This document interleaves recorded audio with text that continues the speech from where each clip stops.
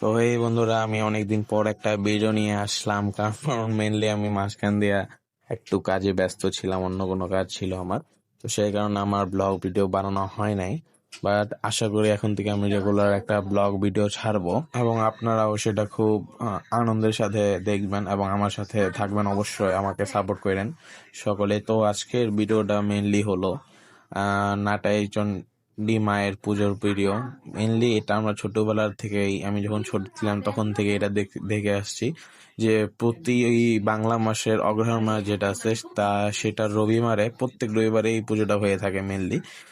তো সেটারই আয়োজন হচ্ছে আমাদের বাসায় এখন। আর এখানে মেনলি করা হয়, পিঠা বানানো হয়।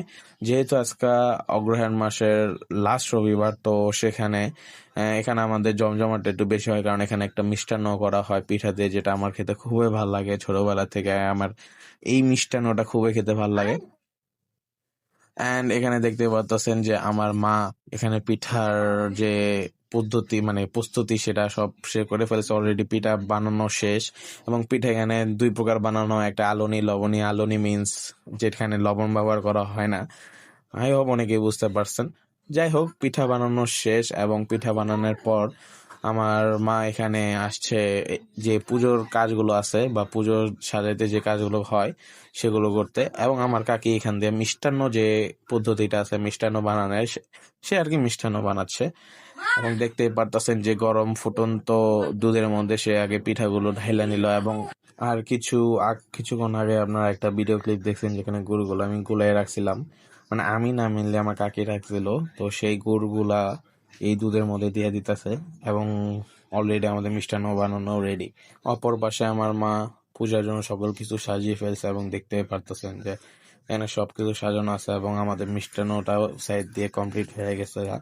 তো সেগুলোকে সুন্দরভাবে আগে একটা ভলে ভালো করে রাখা হইলো। তাছাড়াও এখানে এক প্রকার মিষ্টান্ন বানানো হয়েছিল, সেখানে কোনো পিঠা ইউজ করছিল না, শুধু দুধ, চাল এবং গুড় ব্যবহার করছিল। সেই মিষ্টান্নটাও রেডি হয়ে গেছে এবং আমাদের যে পুজোর প্রস্তুতিটা বা পুজোর জন্য যা যা লাগে সব রেডি।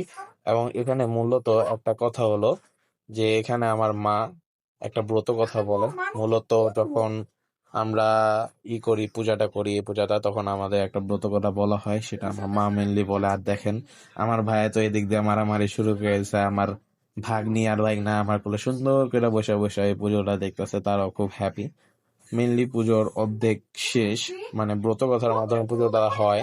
তো পুজোর প্রায় অর্ধেকই শেষ হয়ে গেছে এবং আজকের জন্য এটুকুই। আশা করি আপনাদের সকলেরই এই ভিডিওটা খুবই ভালো লাগছে, এবং যদি ভিডিওটা ভালো লাগলে লাইক করবেন এবং কমেন্ট করে অবশ্যই জানাবেন ভিডিওটা আপনাদের কাছে কেমন লাগছে।